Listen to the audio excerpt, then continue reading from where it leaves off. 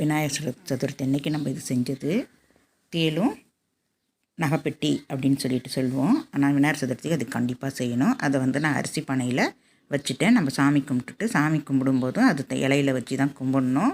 கும்பிட்டுட்டு நம்ம அரிசி பானையில் வச்சிடலாம். நமக்கு அப்போல்லாம் அரிசி பானை இருக்கும். அதனால் அந்த ஈரப்பதம் நமக்கு அந்த பானை இழுத்துக்கும். அப்போ நல்லா இருக்கும். நம்ம டப்பாவில் போட்டு வைக்கிறதுனால அது ஒரு மாதிரி கொஞ்சம் கலர் மங்கலாக இருக்குது. ஏன்னா உள்ளே வெல்லமும் இருக்குது. இந்த நகைப்பெட்டியில் நமக்கு வெல்லம் தான் வச்சு நம்ம இந்த நகைப்பெட்டி செய்வோம். இது விநாயகரோட நகைப்பெட்டி அப்படின்னு சொல்லுவாங்க. இது இன்றைக்கி காக்காவுக்கு எடுத்து வச்சிடணும்.